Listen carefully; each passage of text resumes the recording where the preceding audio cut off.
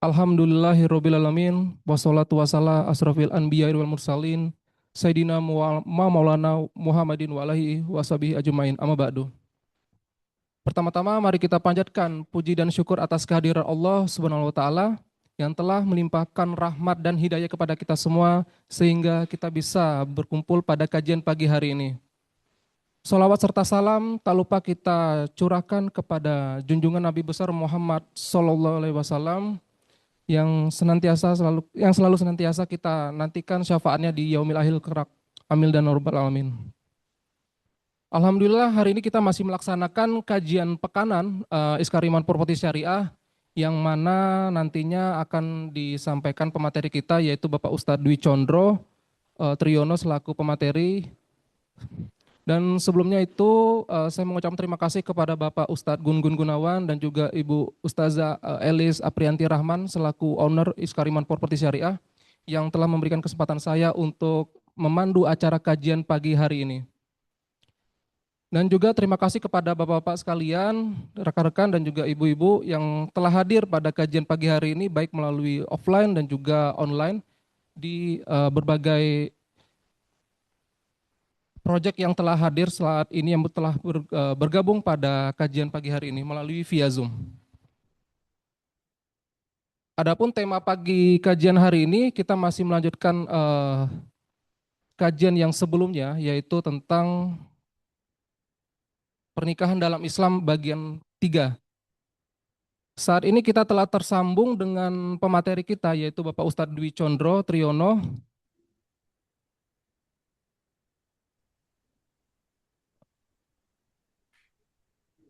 Baik, Assalamualaikum Ustadz. Waalaikumsalam warahmatullahi wabarakatuh. Baik, Ustadz, apa kabar? Ustadz? Halo, Alhamdulillah Alhamdulillah baik. baik Ustadz ya. Baik Ustadz, untuk kajian hari ini bisa kita mulai Ustadz. Iya, silakan. Baik, untuk dan tempat kami persilakan ya Ustadz. Terima kasih. Baik, terima kasih. Assalamualaikum warahmatullahi wabarakatuh.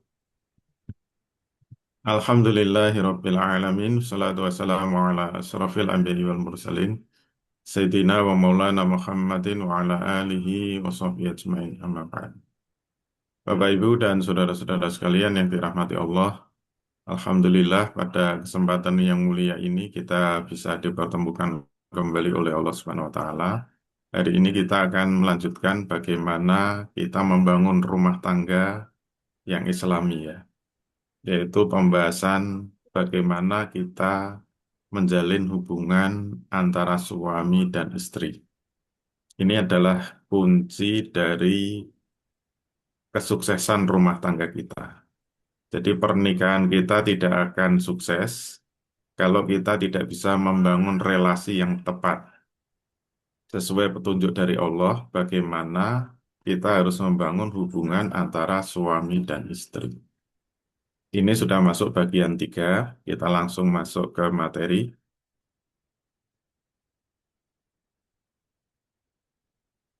Kehidupan suami istri bagian ketiga. Nah, masuk bagian ini kita akan bicara secara khusus tentang nusus ya.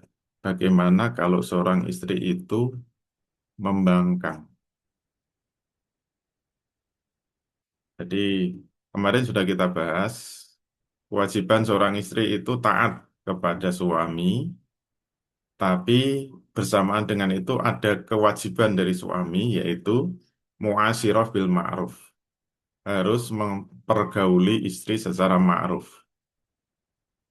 Jadi suami punya kewajiban muasyirah bil ma'ruf, haknya adalah ditaati oleh istri, dan istri punya kewajiban taat pada suami, tapi haknya adalah dipergauli oleh suami dengan cara yang ma'ruf. Ini kalau berjalan secara normal. Bagaimana kalau istrinya membangkang? Dalam istilah Qur'annya adalah nusus. Jika seorang istri membangkang kepada suaminya, maka Allah Subhanahu wa taala telah memberikan hak kepada suami untuk mendidik istrinya. Jadi tetap pemimpin tertinggi dalam rumah tangga itu suami.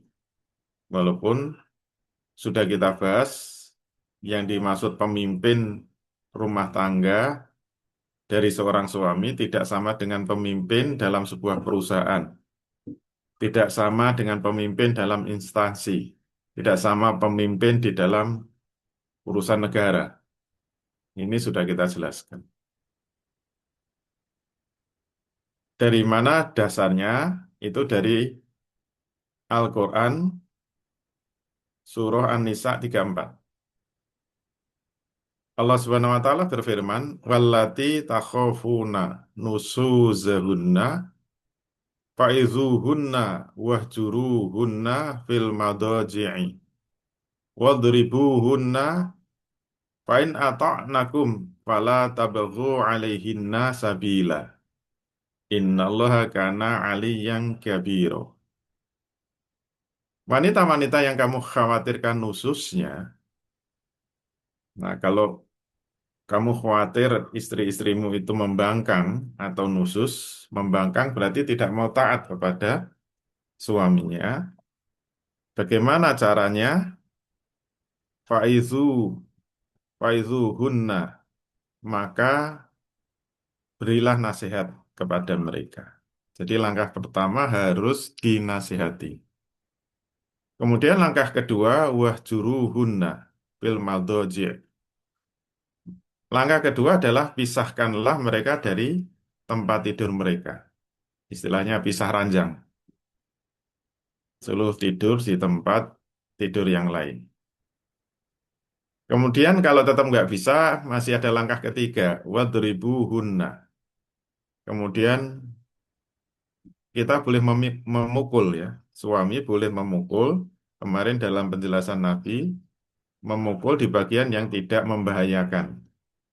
Saya memukul di bagian kaki, itu tidak membahayakan. Itu tiga langkah dalam mendidik istri yang nusus, membangkang. Fa'in atau nakum, kalau kemudian mereka sudah mau mentaatimu, fala tabghu alaihinna sabila. Maka kamu jangan cari-cari jalan untuk menyusahkannya. Innallaha kana aliyan kabira. Sesungguhnya Allah Maha Tinggi dan Maha Besar. Nah, tadi sudah kita sampaikan pukulan yang dimaksud di sini harus merupakan pukulan yang ringan, pukulan yang tidak membahayakan atau tidak menyakitkan. Jadi Nabi menyarankan bagian kaki. Hal itu seperti yang dijelaskan oleh Rasul Shallallahu Alaihi Wasallam dalam khutbah beliau ketika Haji Wada yang kemarin sudah kita tunjukkan ya isi khutbahnya. Ini penggalanya. Fa'in fa'alna dzalika fadribuhunna ghaira mubarrih. Nah, itu kemarin khutbahnya panjang, tapi ini penggalanya. Jika mereka melakukan tindakan tersebut yaitu nusus, maka pukullah mereka dengan pukulan yang tidak membahayakan. Kalau dalam Quran cuma fadribuhunna, pukullah mereka, tapi kalau ini dijelaskan oleh Nabi, fadribuhunna ghaira mubarrih. Pukullah mereka dengan pukulan yang tidak membahayakan. Nah, berarti suami hanya diberi wewenang untuk memberikan sanksi kepada istri jika istri melakukan perbuatan dosa. Jadi kalau istri itu membangkang, itu dosa. Karena istri wajib taat kepada suami. Kenapa? Karena suami adalah qawwam ya. Pihak yang bertanggung jawab atas pengaturan dan pemeliharaan urusan rumah tangga. Makanya harus dibedakan antara Robbatul Bait, yaitu mengatur rumah, itu kewajiban istri. Ini sudah kita ulang-ulang, walaupun kadang-kadang kita lihat terjemahannya sering keliru ya. Robbatul Bait itu pengatur rumah. tapi sering diartikan pengatur rumah tangga. Nah, pengatur rumah tangga itu sebenarnya kewajiban suami. Jadi suami itu menjadi kowam atau pemimpin penanggung jawab atas pengaturan dan pemeliharaan urusan rumah tangga. Jadi yang bertanggung jawab terhadap istri, yang bertanggung jawab terhadap anak-anak, semuanya itu adalah tanggung jawab suami. Nah, istri nanti tanggung jawabnya pada urusan bersih-bersih rumah, ngatur-ngatur rumah, memasak, mencuci, membersihkan rumah. Nah, itu namanya Robatul Bait ya. Tapi berkaitan dengan tanggung jawab terhadap keberlangsungan rumah,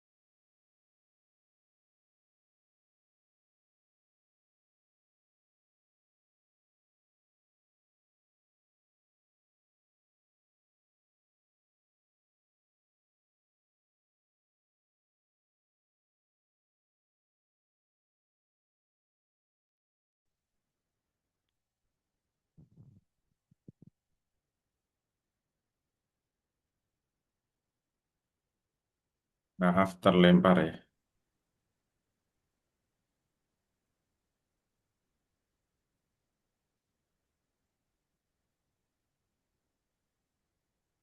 Baik, mohon maaf tadi sempat terlempar.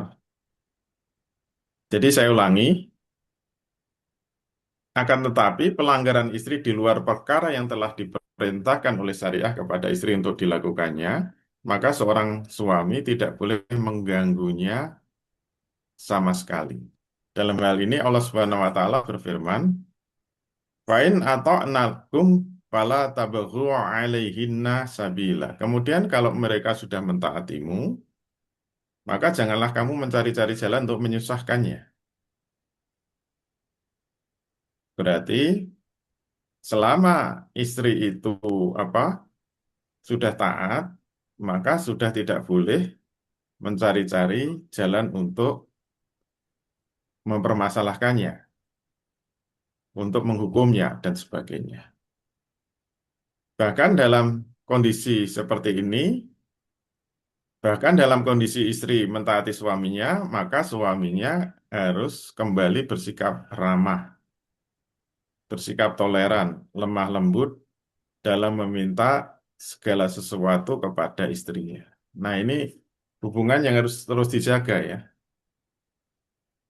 Ini berulang-ulang kita ingatkan, di samping suami punya hak ditaati, suami punya kewajiban terus mempergauli istrinya secara ma'ruf, secara baik. Jadi suami harus terus bersikap ramah, suami terus bersikap toleran, suami harus terus bersikap lemah lembut. Kalau minta jangan bentak-bentak, jangan teriak-teriak, mentang-mentang wajib ditaati, terus teriak-teriak kayak seorang juragan kepada pembantu rumah tangganya. Ingat, istri itu bukan ART, istri itu bukan pembantu rumah tangga. Maka sebelumnya sudah dikatakan, hubungan suami istri itu seperti sahabat karib, sahabat dekat, sahabat yang wajib dicintai. Hingga andai suami menginginkan istrinya untuk diajak berhubungan suami istri, hendaknya dia tetap memintanya dengan baik. Harus tahu situasi kondisi, apakah istrinya sudah siap apa belum, istrinya capek atau tidak. Walaupun apa kalau istri suaminya meminta itu adalah perintah yang wajib ditaati. Tetapi ingat suami tetap punya kewajiban untuk mempergauli dengan cara yang ma'ruf.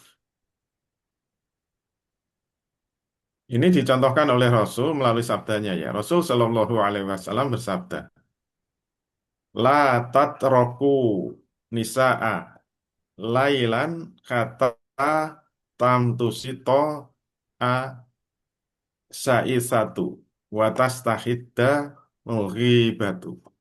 Janganlah kalian mengetuk pintu wanita di malam hari. Maksudnya yang mengetuk pintu untuk ngajak ya. Sampai wanita itu memang sudah siap. Rasul menggambarkan sehingga wanita itu bisa menyisir rambutnya yang kusut dan menyiapkan untuk mempercantik diri.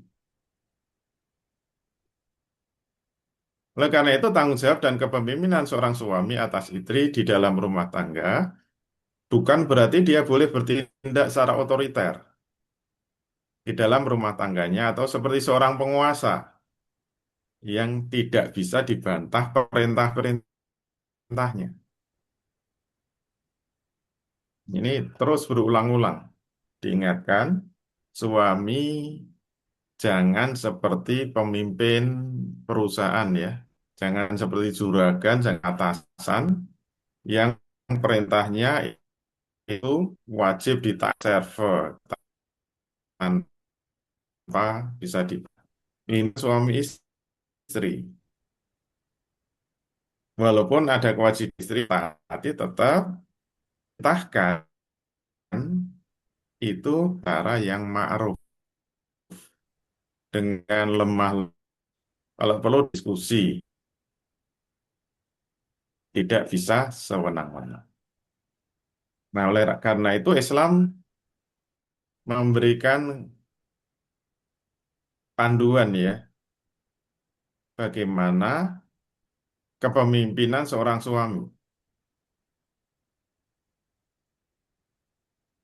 Kepemimpinan suami di dalam rumah tangga maknanya adalah pengaturan dan pemeliharaan urusan urusan rumah tangga saja, bukan berarti dia memiliki kekuasaan dan perintah di dalam rumah tangga. Dia bukan penguasa yang otoriter, penguasa yang tugasnya memerintah, tetapi kepemimpinan rumah tangga maknanya adalah dia bertanggung jawab untuk mengatur, memelihara semua urusan rumah tangga. Tadi sudah kita katakan, mulai dari urusannya, makan, minum, termasuk urusan pendidikannya, urusan kesehatannya, urusan dari istri dan anak-anaknya. Itu semua tanggung jawab suami. Karena itu seorang berhak memberikan masukan terhadap ucapan suaminya, punya hak untuk mendiskusinya, punya hak untuk membantah ya apa yang dikatakan suaminya atau membahasnya. Jangan dibayangkan pokoknya suami sudah memerintahkan, udah awak toknya siap, nggak memerintahkan ini siap, siap, nggak seperti itu. Hubungan persahabatan harus dibangun. Oleh karena itu, kalau istri memerintahkan, misalnya, Mi, tolong buatkan kopi ya. Istri bisa bisa menawar. Eh, Umi baru apa? Baru mengerjakan tugas sebentar ya. Nggak apa-apa ya, nanti tunggu sebentar gitu. Nah, istrinya harus tahu diri dia, nggak apa-apa sebentar. Jangan langsung mentang-mentang dia buatkan kopi gitu. Sebentar ini masih ada. Jangan pakai alasan, segera. Kalau udah ngomong segera, segera gitu. Nah, itu contoh yang salah gitu. Jadi tidak otomatis semua perintah itu to the point dilaksanakan langsung dilaksanakan. Enggak. Semua masih bisa diskusikan. Jadi misalnya mau keluar, istrinya mau pakai baju apa, suami bisa memerintahkan, kamu pakai baju batik itu ya. Istrinya boleh menawar gitu. Saya kok ya kurang suka batik itu karena sudah saya pakai kayak berkali, gimana kalau yang ini? Silakan didiskusikan, berikan argumennya, menerima masukan-masukan. Kalau dia punya argumen, silakan dibantah lagi, didiskusikan lagi. Itulah dalam Islam hubungan suami istri. Walaupun nanti kalau ada mentoknya, tetap nanti pengambil keputusan terakhir suami. Itulah yang disebut qawwami. Harus ada pemutus terakhir. Kalau enggak ya nanti deadlock, nggak bisa jalan itu. Karena anggotanya cuma dua. Kalau voting ya tetap 1 banding 1.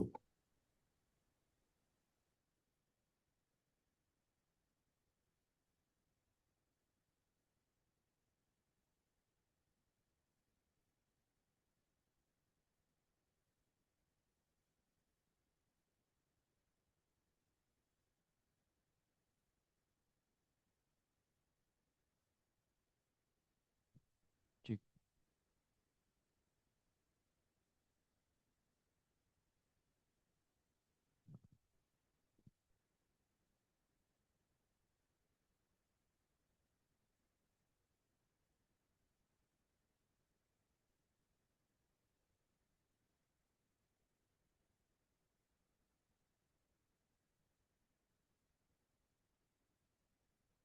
Mohon maaf, putus-putus. Ini cuacanya kurang bagus di Jogja.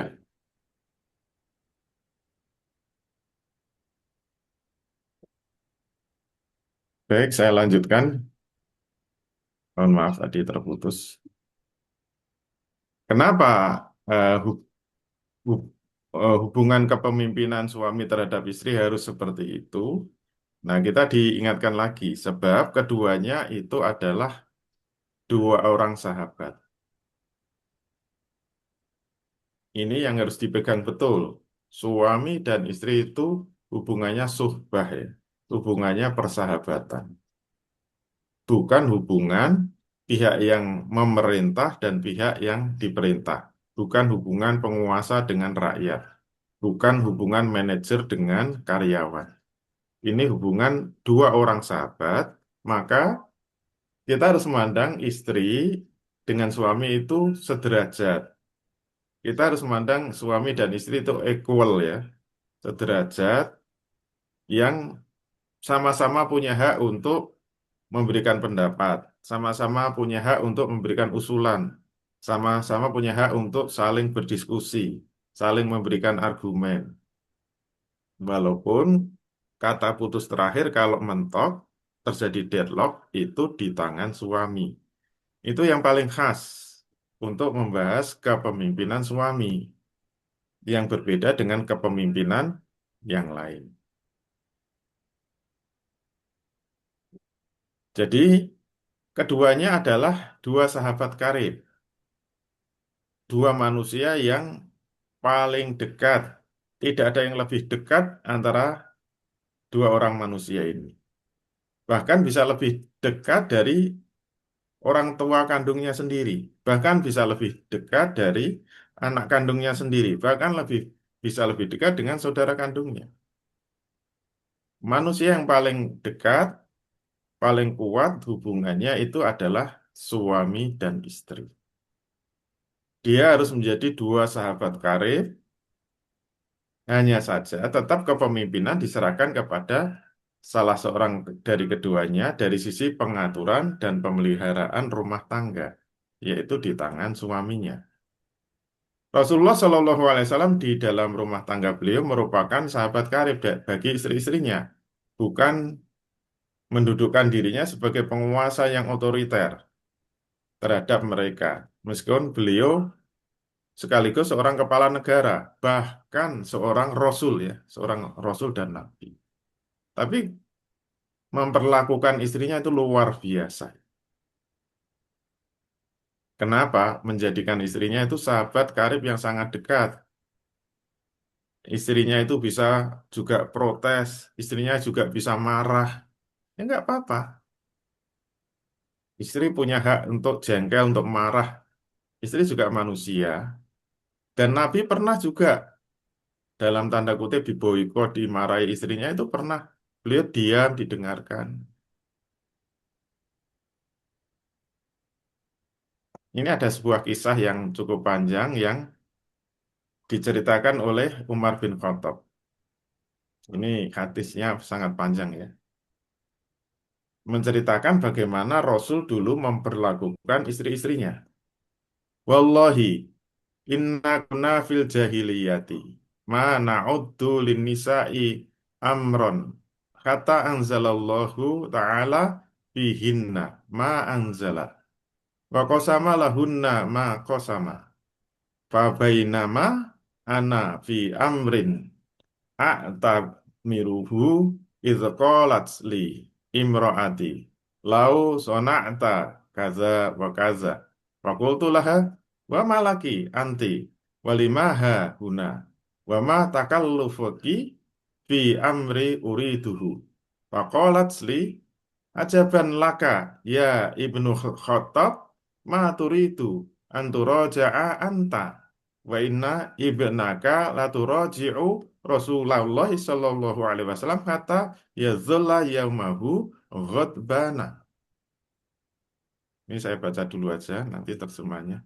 Qala Umar fa'ukhuzu da'i thumma akhruju makani kata adkhula ala qas khafsata fakultu laha ya bunay ya bunayyatu innaki laturaji'ina Rasulullah sallallahu alaihi wasallam hatta yazalla yaumahu ghadbana faqalat Hafsah wallahi inna lanuraji'uhu yaghurrannaki hadhihi allati qad a'jabaha husnuha wa hubbu Rasulillahi sallallahu alaihi wasallam iyyaha thumma tabtaghiya an tadkhula baina Rasulillahi sallallahu alaihi wasallam wa azwajihi faqala fa akhadhatsni akhzan kharajtu hatta adkhula ala ummi Salamah liqarabati minha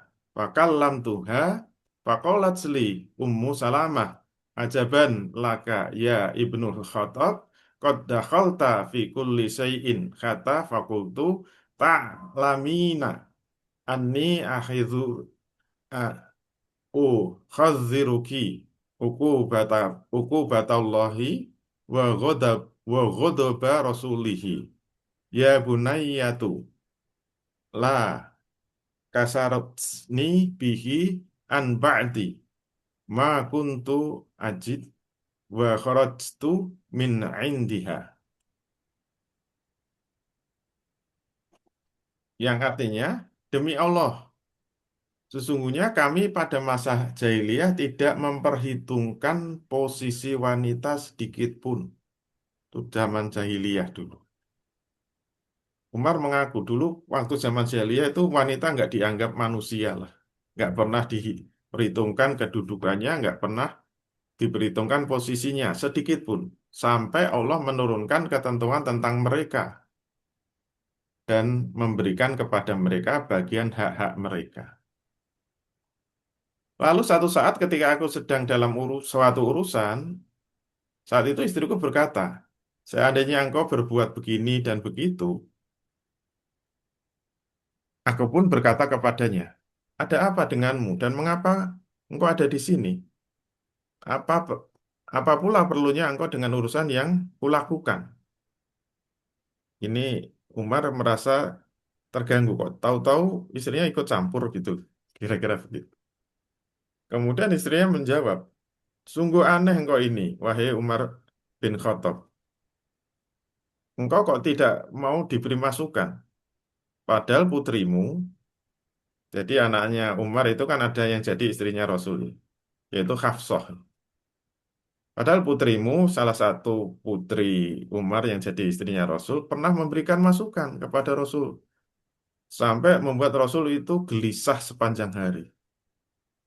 Wah, dengar kayak gini kan Umar jadi meradang.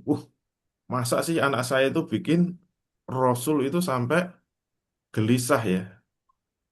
Tadi kalau istilahnya godop ya, sebenarnya godop itu bikin marah gitu. Tapi ini diterjemahkan bikin gusar, bikin gelisah. Nah, dengan cerita ini, Umar langsung, namanya Umar kan, Kalau ada yang nggak beres, dia langsung turun tangan. Umar melanjutkan penuturannya. Ini cerita Umar tadi ya. Aku langsung mengambil mantel dan pergi keluar menemui Hafsah. Nggak beres ini anakku ini. Kok sampai membuat Rasul marah gitu loh.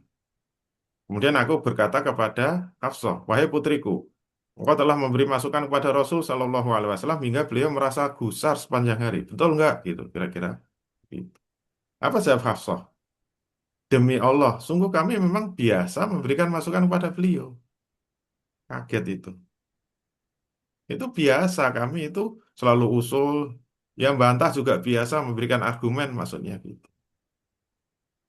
Kemudian Umar berkata lagi, ketahuilah sungguhnya aku memperingatkanmu akan azab Allah dan kemurkaan Rasulnya. Hati-hati ya, jangan membuat Allah murka, jangan membuat Rasul murka. Putriku, janganlah engkau terpedaya layaknya orang yang telah terpesona oleh kecantikannya sendiri dan kecintaan Rasul kepadamu. Gampangnya begitu. Ingat, jangan mentang-mentang kamu cantik gitu. Terus kamu memanfaatkan kecantikanmu untuk memperdaya suamimu. Padahal suaminya Rasul, pemimpin negara. Nah, kira-kira seperti itu. Hati-hati putriku. Kemudian aku keluar bergegas memenuhi Ummu Salamah. Nah, Ummu Salamah juga salah seorang istri dari Rasul yang kebetulan masih kerabat dari Umar bin Khattab. Aku menceritakan segala sesuatu kepadanya. Maka Ummu Salamah jawabannya sama seperti anaknya ya. Ummu Salamah berkata kepadaku, sungguh mengherankan kau ini, wahai Ibnul Khattab. Kamu itu ngapain sih kok heboh sendiri? Engkau telah turut campur dalam segala urusan sampai engkau hendak mencampuri urusan yang terjadi antara Rasul dengan istri-istrinya. Kamu kok ikut campur ngapain gitu loh. Kemudian Umar berkata, kata-katanya itu sangat mempengaruhiku sehingga meredakan perasaanku terhadap beberapa hal yang telah aku dapati sebelumnya. Lalu aku pun langsung pergi. Jadi ketika istri Nabi yang lain, Ummu Salamah ternyata jawabannya sama seperti putrinya. Kesimpulannya apa? Oh, ternyata biasa. Istri-istrinya itu memberikan masukan. Nggak cuma anaknya saja. Itu yang membuat umat jadi tenang. Oh. Dan kesimpulannya apa? Istri mencampuri urusan suami itu biasa. Istri memberikan usulan kepada suami itu biasa. Istri menanyakan pekerjaan suami juga biasa. Jangan marah, jangan tersinggung. Ngapain kamu ikut campur kerjaan saya?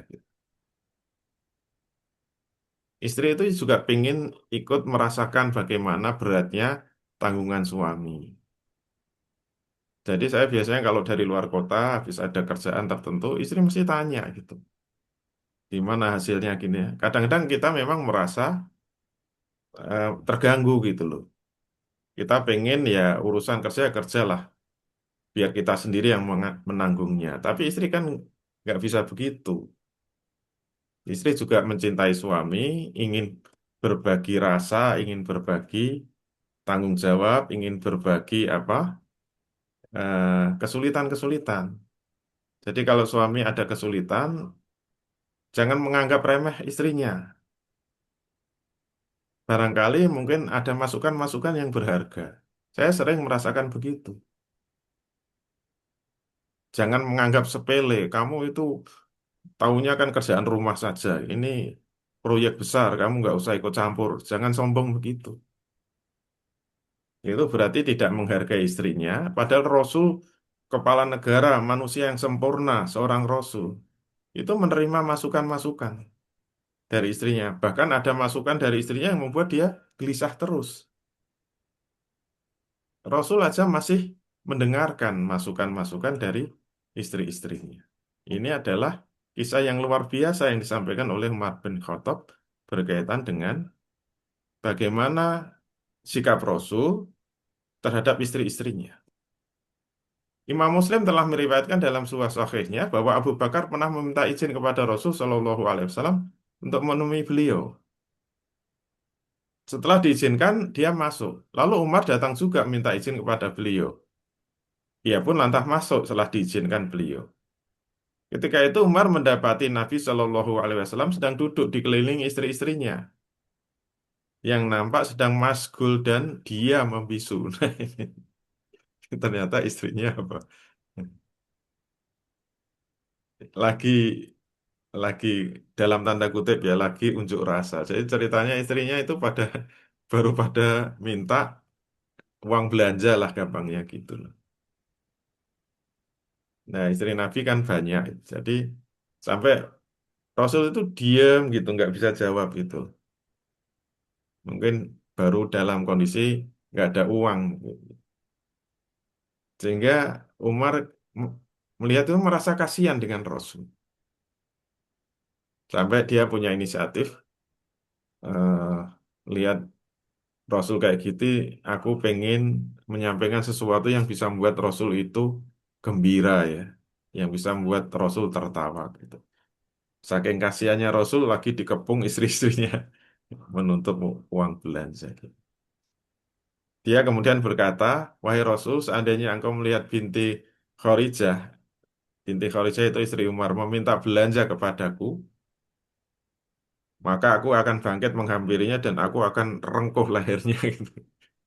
Dalam tanda kutip akan aku cekik itu. Itu sebenarnya bercandaannya Rasul.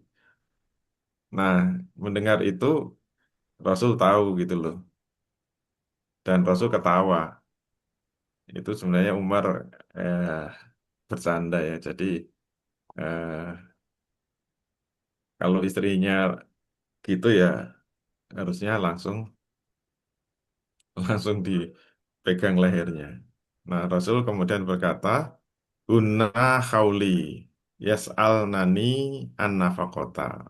Mereka ini istri-istri. Nah. Mereka ini sekarang berada di sekelilingmu karena lagi sedang menuntut uang belanja. Gitu loh. Jadi Umar ngerti. Nah, itu berarti apa? Hal yang biasa yang dihadapi Rasul ketika berhubungan dengan istri-istrinya selalu mendudukkan sebagai orang yang sederajat. Dengan demikian jelas bahwa makna kepemimpinan suami atas istrinya adalah bahwa kepemimpinan itu memang ada di tangan suami.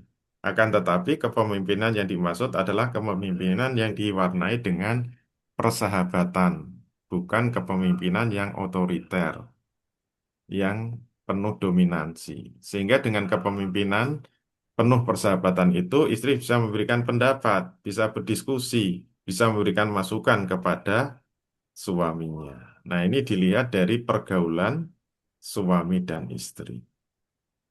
Nah, bagaimana menyangkut tugas-tugas rumah tangga, tugas-tugas seorang istri, insya Allah akan dibahas minggu depan ya. Sementara cukup dulu. Assalamualaikum warahmatullahi wabarakatuh. Waalaikumsalam warahmatullahi wabarakatuh. Ya, baik. Terima kasih Ustaz untuk penyampaian materinya hari ini. Di audiens yang ingin melakukan pertanyaan, baik yang rekan-rekan yang di ya, bagi audiens yang ingin bertanya, bagi rekan-rekan yang di cabang maupun yang di aula 1 bisa disampaikan melalui kolom chat atau melalui secara langsung.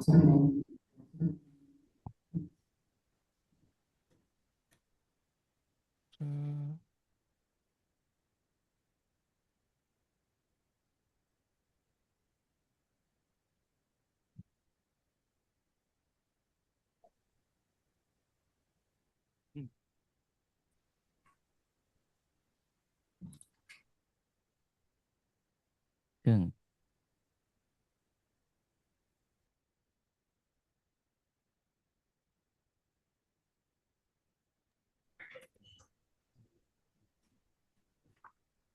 Pak Benny mungkin mau tanya.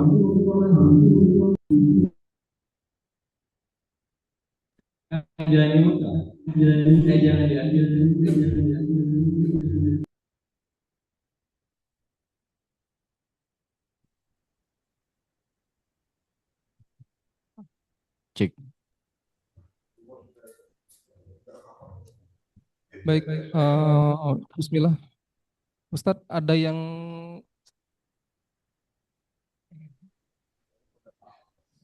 bertanya Ustadz ya di kolom chat, yaitu dari Bu Anti kayaknya ini.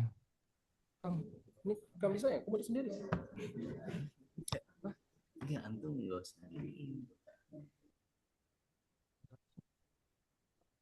Baik.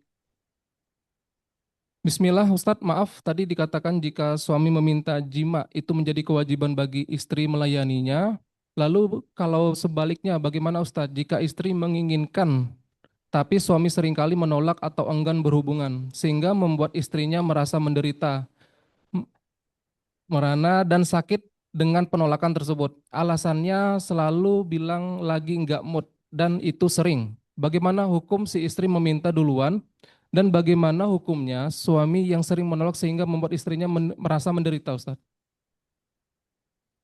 Iya. Jadi kemarin sudah kita bahas bahwa ada eh, kewajiban-kewajiban dari seorang suami kepada istrinya dan juga ada hak suami kepada istrinya. Kemudian dari pihak istri juga ada kewajiban istri kepada suami termasuk hak. Tetapi ada satu amal yang itu merupakan hak dan kewajiban sekaligus secara bersama. Jadi misalnya kewajiban istri taat pada suami, kewajiban suami muasirah bin ma'ruf, kewajiban suami memberi nafkah, kewajiban istri mengatur rumah, misalnya begitu. Nah, hubungan suami istri, hubungan jima ya suami istri itu merupakan kewajiban sekaligus hak berdua. Jadi bukan kewajiban istri kepada suami, juga bukan kewajiban suami kepada istri. Tapi dua-duanya itu kewajiban dan hak secara bersama dalam urusan jima. Ini yang pertama yang harus dipahami. Kemudian yang kedua, eh, tetap yang harus dibangun relasi yang seharusnya diwujudkan terlebih dahulu itu adalah hubungan persahabatan tadi.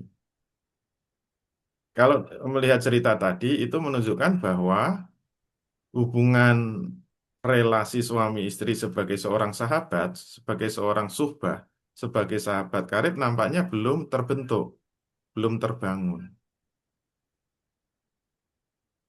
Itu ditunjukkan komunikasinya itu nggak nyambung, bahkan bisa menimbulkan sakit hati.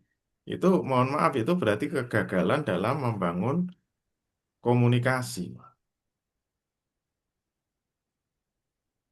Apa ciri-ciri bahwa hubungan suami istri itu sudah sesuai yang diinginkan Islam, yaitu hubungan persahabatan?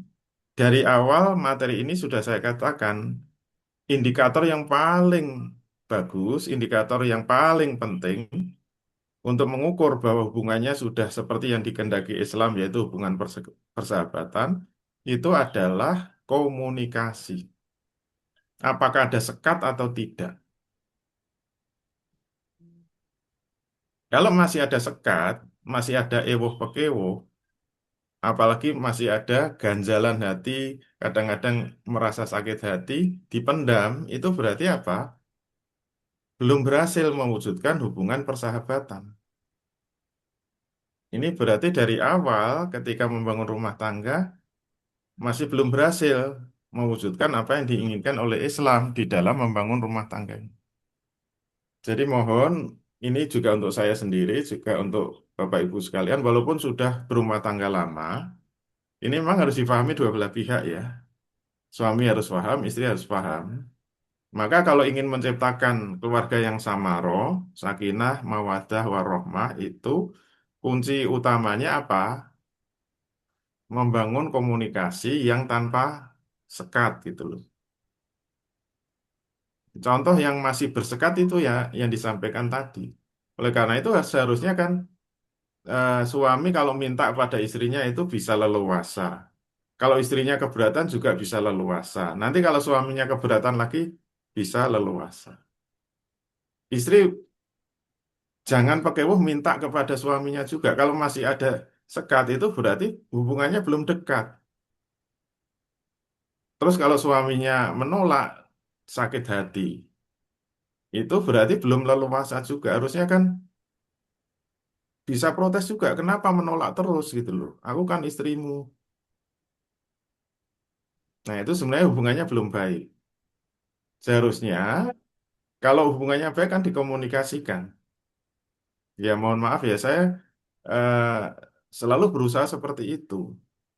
Kalau nggak bisa, misalnya mudahnya, kalau nggak bisa malam hari ini, kira-kira waktu yang tepat kapan?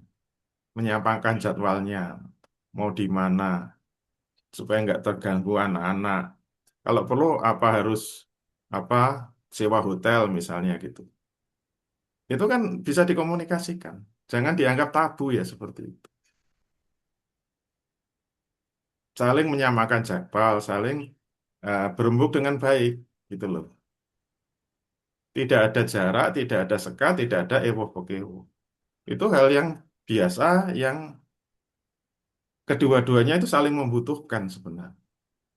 Nah, oleh karena itu solusinya semua-muanya harus clear dulu ya. Relasi, hubungan komunikasi suami istri. Indikator bahwa kita belum berhasil mengikuti apa yang diinginkan Islam, yaitu masih adanya sekat dalam komunikasi. Itu ya, Allah. Baik, Ustadz, terima kasih penyampaiannya Ustadz. Kemudian lanjut Ustadz ya dari makhluk bumi. Izin bertanya Ustadz, apakah salah saya suka sama yang sudah berpasangan sedangkan saya tidak tahu Ustadz? Ya salah, kita nggak boleh suka kepada wanita yang sudah punya suami. Kita suka pada wanita yang belum suami juga salah. Artinya, Islam menghendaki tidak ada interaksi laki-laki dan perempuan. Kalau kemudian dia tertarik, harus segera ditekan. Itu perasaan yang salah. Jangan malah kemudian dikasih kesempatan, malah mencari jalan agar terus bisa berkomunikasi. Nah, itu salahnya di situ. Kalau laki-laki perempuan bertemu tertarik itu sudah fitrah, sesuai dengan fitrahnya sebagai manusia. Tapi ingat, fitrah itu harus dikendalikan oleh pemahaman. Jadi harus tahu, suka kepada wanita yang belum halal tetap tidak boleh. Tapi munculnya rasa suka itu nggak dosa karena itu fitrah ya. Nah, setelah muncul rasa suka, pengendaliannya gimana? Harus segera dialihkan, segera dihentikan. Karena kita sudah belajar naluri itu hanya muncul kalau ada rangsangan dari luar. Beda dengan hajatul udwiyah ya. Kebutuhan jasmani itu munculnya dari dalam. Ada rangsangan dari luar atau tidak, kalau lapar ya dia akan muncul. Tapi kalau naluri itu perlu rangsangan dari luar. Oleh karena itu sebenarnya naluri itu bisa dihilangkan dengan mengalihkan. Jangan malah terus dirindukan terus, melamun terus, malah cari fotonya, cari kesempatan ketemu. Nah, itu kan dorongan-dorongan setan yang harus segera dijauhi. Jadi begitu muncul rasa tertarik, segera dialihkan, segera dihilangkan. Itu ya, Allah.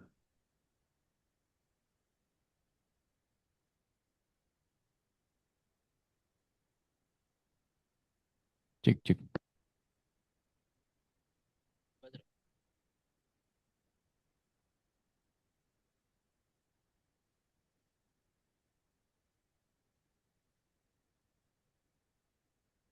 Terus, cik, bisa. Baik, terima kasih Ustadz.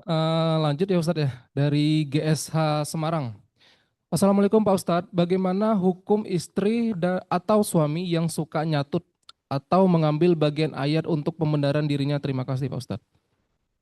Iya, itu tanda-tanda memang ingin menang-menangan ya.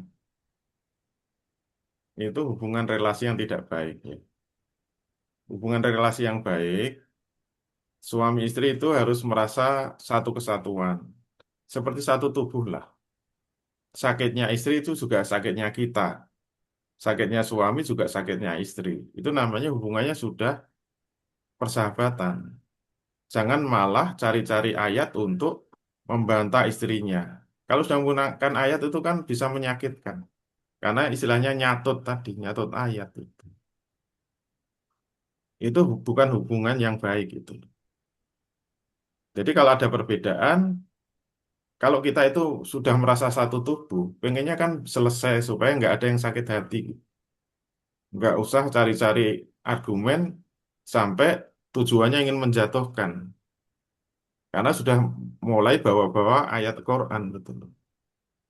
Itu kan tidak ada niatan untuk cari solusi yang bisa membuat win-win solution gitu. Sama-sama senang, sama-sama cari jalan keluar yang membuat hubungan suami istri itu tetap terjaga. Itu yang dikehendaki Islam kan begitu. Jadi kalau kita merasa bisa mengalahkan istri kita puas, apalagi pakai dalil itu tanda hubungan yang tidak baik. Hubungan yang baik itu sedihnya istri, sedihnya kita, sakitnya istri, sakitnya kita. Kalau istri merasa terjatuhkan dengan argumen kita, kita seharusnya merasa jatuh. Enggak seperti itu kan. Menjatuhkan istri, ingin menjatuhkan istri pakai dalil-dalil itu sebenarnya harus dirasakan itu menjatuhkan diri kita. Wong istri itu bagian dari belahan jiwa kita kan. Makanya filosofi orang Jawa menyebut istri itu garwo kan. Suami juga garwo. Garwo itu sigare nyawa. Sigare nyawa itu belahan nyawa, belahan nyawa. Suami istri yang menikah itu menyatu seperti nyawanya jadi satu. Harus merasa satu tubuh. Suami istri yang sukses rumah tangganya itu harus merasa satu tubuh, yaitu apa? Satu pemikiran, satu visi, satu tujuan, satu langkah. Itu yang dikehendaki Islam seperti itu. Walaupun itu tidak mudah ya mewujudkannya, tapi kita sudah punya patokan.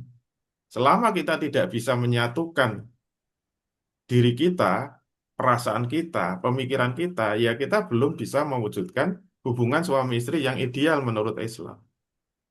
Gitu ya, Allah.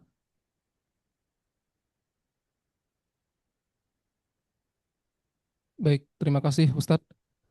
Kemudian dari Ibu Neneng Hasanah, Ustadz. Assalamualaikum Pak Ustadz, izin. Tadi disinggung tentang kewajiban suami memberi nafkah lahir dan batin. Sekarang ini sedang heboh berita seorang suami yang menyuruh istrinya bekerja untuk memenuhi kebutuhannya sendiri, bahkan untuk hal remeh sekalipun seperti hanya sekedar jajan makanan. Pertanyaan saya, apakah ini ada hubungannya dengan pola didik anak laki-laki yang ibunya bekerja atau diizinkan bekerja oleh suami, di mana si anak melihat ibunya bekerja sendiri untuk memenuhi kebutuhannya sendiri? Bagaimana hukum Islam yang seharusnya? Ustaz, terima kasih. Iya, ini sudah dijelaskan sebelumnya berkali-kali ya tentang hubungan suami istri. Jadi, ajaran Islam tegas. Kewajiban suami itu poin-poinnya tegas, kewajiban istri poin-poinnya tegas. Kalau kita membangun rumah tangga nggak ngerti apa kewajibannya dan apa hak-haknya, ya jangan berharap rumah tangganya bisa sukses. Ini yang ngatur Allah, Allah yang paling tahu fitrah manusia, Allah yang tahu bagaimana kedudukan laki-laki, fitrah laki-laki dan fitrah perempuan. Dalam Islam sudah jelas, nafkah itu kewajiban suami, tidak boleh dibebankan pada istri. Nafkah itu haknya istri. Tidak boleh suami memaksa istri untuk mencari nafkah. Dosa itu tidak boleh. Walaupun istri kalau mau kerja, itu hukumnya boleh, mubah gitu. Ya selama diizinkan suaminya kalau harus keluar rumah. Itu kan aturan-aturan yang harus ditegakkan sebelum kita berumah tangga. Gitu ya, Allah.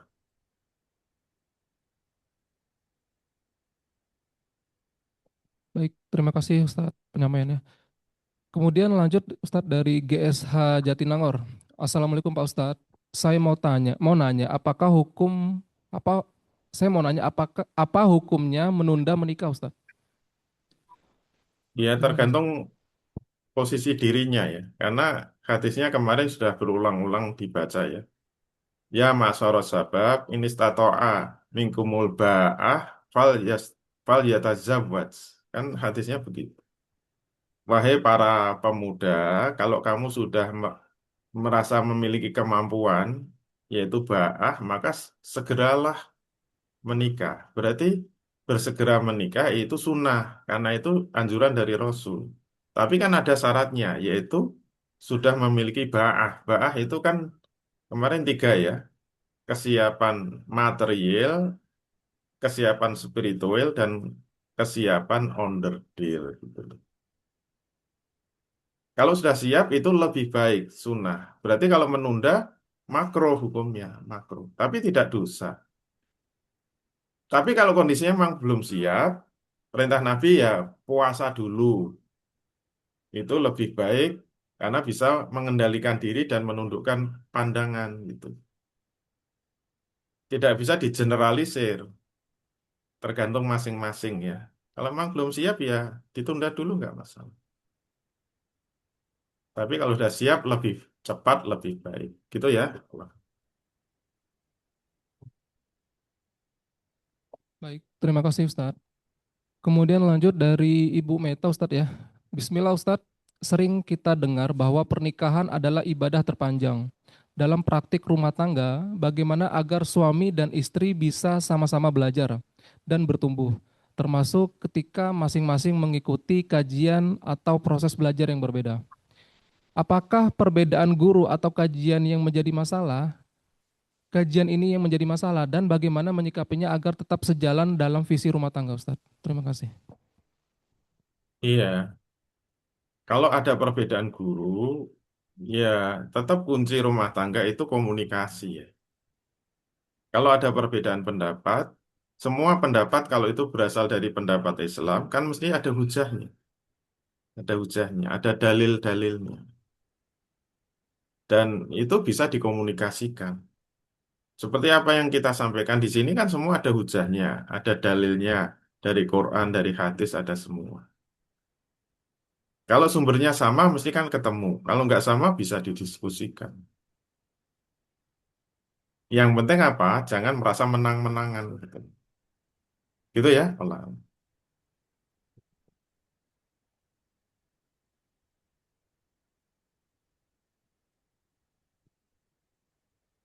Baik, terima kasih Ustadz. Lanjut dari Pak Harun, Project Makassar ya Ustadz.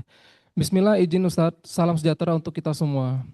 Gimana pendapat Ustadz tentang istri yang enggan bercampur karena masalah ekonomi, keluarga yang sedang surut, banyak pelajaran yang kita lihat manusia bercerai akibat masalah ekonomi. Pertanyaannya, apa Iya, jadi tadi sudah kita katakan syarat menikah yang disampaikan Rasul itu ba'ah. Ba'ah itu apa? Yang punya kemampuan. Di antara kemampuan itu kan kemampuan ekonomi. Material tadi sebutnya kan material, spiritual, dan underdeal gitu. Underdeal itu ya kemampuan kejantanannya maksudnya. Ulama memang menjelaskan tiga itu. Kesiapan mental, spiritual. Menjadi suami itu harus siap menjadi pemimpin. Mentalitas harus disiapkan. Anak-anak sekarang itu kan generasi stroberi ya. Stroberi itu bentuknya bagus dipegang melenyet itu. Itu berarti secara mental sebenarnya belum siap. Mental tidak ada hubungannya dengan umur. Kadang-kadang umurnya sudah 25 tahun tapi mentalnya mental stroberi tadi. Masih simbok-simbokan ya, masih apa? Masih kayak anak-anak kecil gitu. Itu sebenarnya belum siap secara mental. Padahal dia mau jadi penanggung jawab. Coba bayangkan kalau dia jadi suami. Ada apa-apa, ada masalah, dia malah nangis-nangis pulang cari ibunya, lapor pada ibunya. Nanti yang marah-marah ibunya. Ini anak macam apa itu? Secara mental nggak siap dia. Yang kedua siap secara material, maksudnya ekonomi harus siap. Untuk menguji itu, dia bisa lepas nggak dari tanggungan orang tua. Kalau dia bisa mandiri, itu maknanya dia siap untuk menafkahi istrinya. Lah kalau dia itu masih apa dalam tanda kutip masih menetek ke orang tuanya, maksudnya sehari-hari dia itu masih apa? minta-minta terus sama orang tuanya ya berarti dia belum siap secara ekonomi. Jadi untuk nguji itu coba kamu mandiri bisa enggak? Kamu cari kontrakan rumah sendiri, kamu bisnis sendiri, kontrak rumah sendiri, makan sendiri, coba lepas dari orang tua bisa enggak? Kalau bisa sudah mulai bisa mandiri, itu tanda-tanda sudah ada baah dalam dirimu. Secara ekonomi siap. Kalau fisik insya Allah ya selama dia normal, insya Allah dia siap dari segi kejantanan tadi. Jangan sampai anak kita lepas mentalnya nggak siap, ekonominya nggak siap, ya mesti hancur itu rumah tangga, bubrah, baru setahun 2 tahun udah cerai. Dan mohon maaf banyak ini kejadian. Mohon maaf ya tetangga-tetangga banyak itu. Kemudian anaknya bawa, anak putrinya pulang bawa anak satu, suaminya udah hilang kemana nggak tanggung jawab. Karena modalnya hanya cinta, cinta, cinta saja. Seakan-akan hidup itu seperti drama Korea gitu. Gitu ya, Allah. Baik, Ustadz, terima kasih. Mungkin secara pribadi saya ingin bertanya ya Ustadz ya. Iya. Ustadz, bagaimana pandangan Islam Ustadz terkait dengan dalam contoh seperti ini Ustadz. Mulai dari segi penghasilan ya, itu istri lebih dominan daripada suami dan itu akan berpengaruh kepada kehidupan suami istri Ustadz. Nah, yang ingin saya tanyakan adalah apakah Islam telah punya dalil Ustadz terkait dengan ketika ada seorang istri yang lebih dominan daripada suami dan bisa mengganggu kehidupan suami istri di dalam rumah tangga Ustadz. Terima kasih Ustadz. Iya. Kalau masing-masing paham kedudukan dan tugasnya, insya Allah nggak ada masalah. Jadi walaupun istrinya kaya raya, penghasilannya banyak, tapi kalau tahu posisi istri itu tetap harus taat pada suami. Posisi istri itu tetap punya kewajiban menjadi ibu. Posisi istri tetap paham dia wajib mengatur rumahnya. Selama seorang istri itu tahu kedudukannya, maka insya Allah rumah tangganya tetap baik. Kalau tidak ada pemahaman itu, ya berarti dia membangun rumah tangganya hanya berdasarkan pada kuat-kuatan. Itu namanya rumah tangga rimbawi ya. Yang berlaku hukum rimba, siapa kuat, siapa yang menang, siapa yang memerintah. Ya kayak sistem politik sekarang ini. Hukum mengikuti siapa yang kuat, siapa yang bayar. Level dunia juga begitu. Sudah nggak ada kedaulatan negara. Kemarin Venezuela tahu-tahu presidennya diambil aja diculik sama Amerika. Ini membangun kehidupan politik macam mana? Itu politik hukum rimba itu, bukan politik manusia. Dalam membangun rumah tangga juga begitu. Kalau tidak ada landasan agama yang kuat, siapapun pasti rumah tangganya akan bubar itu. Karena pasti rumah tangga akan dibangun, diatur oleh siapa yang kuat. Dan bahaya sekali manusia kalau diberi kesempatan ngatur-ngatur. Makanya Allah pengen, kalau ingin bahagia, manusia nggak boleh bikin aturan. Innil hukmu illa lillah. Hak membuat hukum itu hanya di tangan Allah. Supaya nggak ada yang merasa dominan, nggak ada yang merasa dia dizolimi. Suami istri itu harus taat, sama-sama taat pada Allah. Tidak boleh, tidak boleh memahami pokoknya apa-apa yang diomongkan suami harus ditaati, nggak boleh. Kalau perintah suami menyalahi nggak boleh ditaati.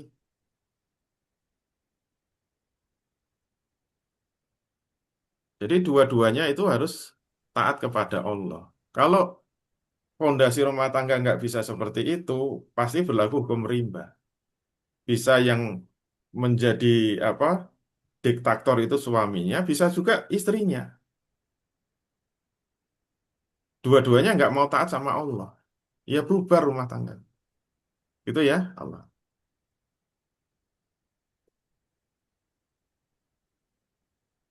Baik, terima kasih Ustadz. Kemudian lanjut Ustadz ya, ada pertanyaan dari kolom chat, yaitu nggak ada namanya Ustadz. Bismillah, izin Ustadz, apakah gaji 5 juta, apakah sudah mampu Pak Ustadz untuk berumah tangga? Iya, 5 juta itu relatif ya. Hidup di mana, di lingkungan kayak apa, dan gaya hidupnya seperti apa. 5 juta itu bisa sangat berlebihan, bisa sangat kurang. Semua tergantung dia tinggal di mana dan gaya hidupnya seperti apa. 5 juta misalnya istrinya gaya hidupnya pengen bajunya baru baru terus, make upnya yang pengennya yang mahal-mahal. Lah 5 juta ya mungkin seminggu udah habis itu. Kalau saya 5 juta ya insya Allah sebulan cukup. Nah istri saya itu sudah baju segitu ya sudah cukup. Make up itu ya paling pakai bedak itu. Pakai lipstick sudah nggak pernah. Ya paling pakai bedak ya secukupnya aja gitu. Udah nggak, make up itu blush hampir nggak ada signifikasinya. Nggak mengganggu perekonomian rumah tangga. Udah, itu aja sudah cantik kok. Ya tergantung gitu loh. Oleh karena itu sebenarnya cukup atau nggak cukup kembalinya kepada masing-masing gitu loh. Kalau memang sudah bertekad mau hidup berumah tangga, hidup yang sederhana, karena rumah tangga yang baik itu kan rumah tangga perjuangan. Ada sesuatu yang lebih besar yang ingin kita perjuangkan. Itulah yang membuat suami istri itu sudah nggak ingin aneh-aneh gitu loh. Nggak pingin bermewah-mewah, nggak ingin kulineran, nggak ingin keluyuran, nggak ingin makan-makan enak gitu. Udah, hidup ini untuk dakwah, hidup ini untuk perjuangan. Selama kita masih bisa makan, alhamdulillah. Makan secukupnya, sederhana, yang penting bergizi. 5 juta insya Allah cukup. Begitu kan? Allah. Baik, terima kasih Ustadz. Bagi rekan-rekan yang di cabang yang ingin bertanya, silakan, ataupun yang berada di Aula 1 Iskariman, Pak Beni.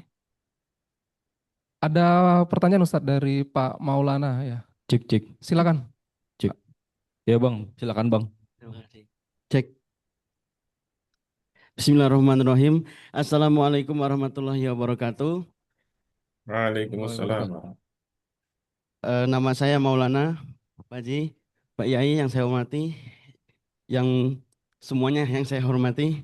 Izin tanpa mengurangi rasa hormat, menyambung tadi yang disampaikan sama Pak Yai, ketika si anak sudah merasa mampu, artinya anak sudah selesai pendidikan, dia sudah merantau, bahkan sudah memiliki kediaman sendiri. Terus ketika suatu hari meminta izin sama orang tuanya untuk menikah, dan jawaban orang tuanya, nanti dulu adik kamu belum selesai. Tahun depan orang anak kita tadi minta izin lagi. Tapi orang tuanya belum ada jawaban, diam aja Pak Ustadz, Pak Kiai. Nah, mohon arahannya Pak Kiai. Nah, selanjutnya mungkin ada suami istri ketika sebelum menikah udah ada perjanjian atau obrolan ya. Kamu sayang nggak sama aku? Sayang. Kamu cinta? Cinta. Aku nggak perlu kamu cinta, kamu sayang sama aku. Cukup kamu sayang sama orang tua aku lah. Oke. Sayang sama orang tuanya. Setahun 2 tahun menikah, dalam perjalanan suami istri ada konflik nih. Ya katakanlah yang jelas salah istrinya, ibunya nggak salah. Ya atau sebaliknya lah, ibunya yang salah, istri yang ya sedikit benar lah gitu kan. Nah itu kita sebagai suami apa yang harus kita lakukan? Karena kan ada ya saya yang tahu saya aja lah. Siapa yang kamu hormati? Ibumu, ibumu, ibumu, bapakmu. Ada juga yang bilang kalau waktu sharing-sharing itu surga istri ada sama suami, surga suami ada sama ibunya. Nah ketika ada konflik tadi, ya Anda anggaplah yang salah, duanya lah salah, dua-duanya salah. Kita harus bagaimana sebagai suami itu Pak Kiai? Mohon arahan. Terima kasih. Iya. Baik, yang pertama, kalau sudah siap mau menikah, ya sampaikan saja orang tua. Kalau orang tua keberatan, ya sampaikan nasihat-nasihat Rasul tadi. Ini yang memerintahkan Rasul. Ingatkan bahwa kita ini hidup harus taat pada Allah dan Rasulnya. Ini dalam rangka memenuhi sunnah Rasul. Dan insya Allah dengan mengikuti sunnah Rasul ini akan ada keberkahan. Persoalan adik yang mungkin belum lulus dan sebagainya, itu insya Allah kalau Allah sudah melimpahkan barokah, itu semuanya malah menjadi mudah gitu loh. Diyakinkan. Keberkahan itu muncul karena ketaatan pada Allah dan Rasul. Jangan malah kita menunda-nunda nikah, membuat Allah dan Rasulnya tidak suka sama keluarga kita. Diingatkan. Mengingatkan dengan sentuhan iman ya. Gitu ya. Kemudian yang nomor dua, membangun relasi rumah tangga tidak seperti itu. Jadi membangun rumah tangga itu nggak usah dihubungkan dengan orang tua. Kita memilih istri, memilih suami itu kuncinya apa? Suami dan istri harus saling tertarik, saling cinta.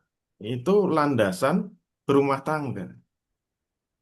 Kan perintahnya itu eh, ketemunya laki-laki perempuan itu dasarnya apa? Mawaddah warohmah.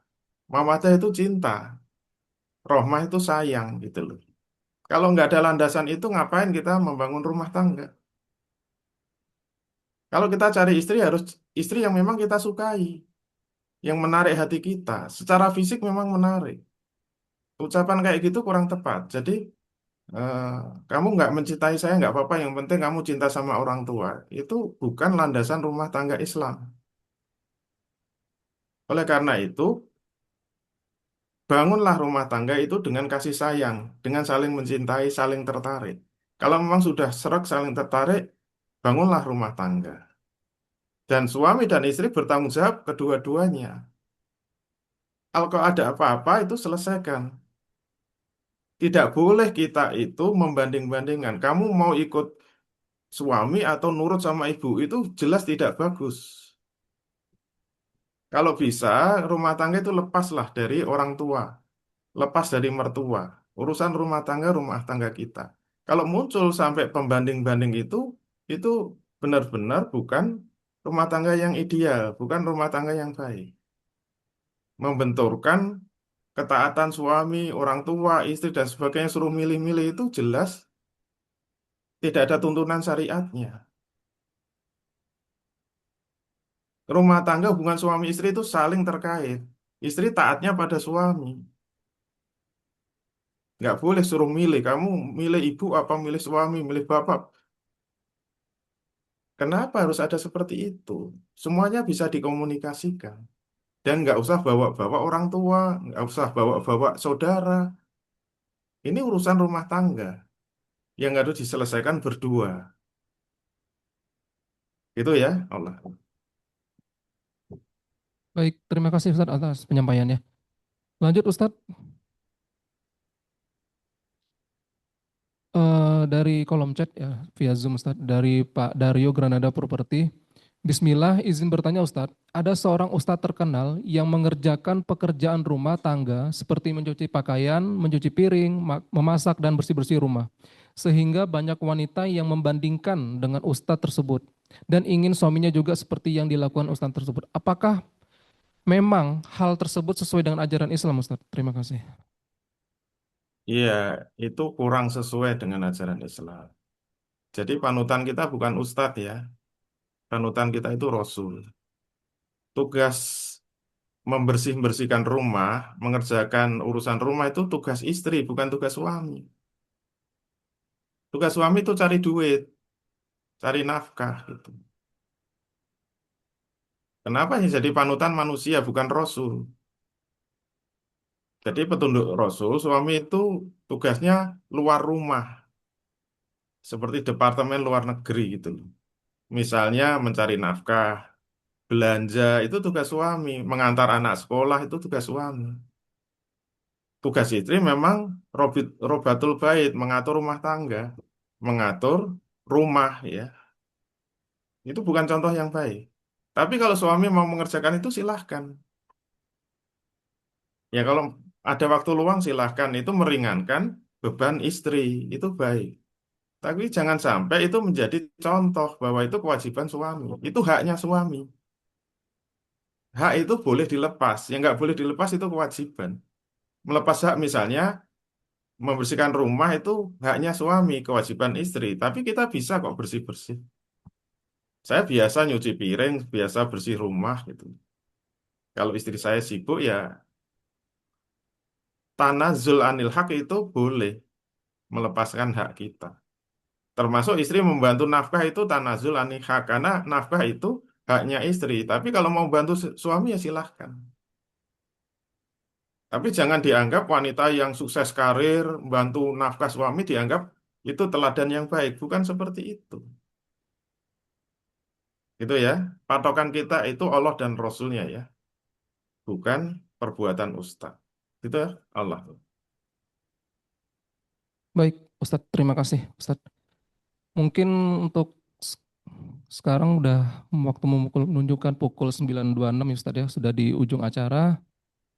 Untuk yang pertanyaan-pertanyaan berikutnya mungkin bisa di next dilakukan di pekan depan ya Ustadz ya. Alhamdulillah kita sama-sama setelah simak dan pahami ilmu yang disampaikan oleh Bapak Ustadz Dwi Condro Triyono yang untuk kajian pagi hari ini. Semoga ilmu yang beliau sampaikan kepada kita bisa kita terapkan kepada kehidupan sehari-hari di rumah tangga ya. Seperti itu. Dan kemudian juga bila tidak ada pertanyaan lagi, maka mungkin saya cukupkan Ustadz ya untuk kajian hari ini. Mungkin ada closing statement Ustadz dari Ustadz. Baik, masih ada satu topik yang belum selesai ya, yaitu bagaimana pengaturan rumah tangga itu. Insya Allah bagian terakhir dari materi hubungan suami dan istri dalam rumah tangga. Semoga bermanfaat. Walafu minkum billahi taufiq wal hidayah. Assalamualaikum warahmatullahi wabarakatuh. Waalaikumsalam warahmatullahi wabarakatuh. Baik, sebelum menyudahi kajian pagi hari, marilah kita bersama-sama mengucapkan istighfar, hamdalah dan doa kafaratul majelis. Astaghfirullahaladzim, alhamdulillahirrahmanirrahim, subhanakallah wa bihamdika, asyhadu an la ilaha illa anta, astaghfiruka wa atubu ilaik. Baik, saya tutup untuk kajian pagi hari ini. Terima kasih rekan-rekan yang sudah hadir, baik maupun online maupun offline ya. Saya tutup, Assalamualaikum warahmatullahi wabarakatuh. Wassalamualaikum warahmatullahi wabarakatuh. Waalaikumsalam warahmatullahi wabarakatuh. Waalaikumsalam warahmatullahi wabarakatuh.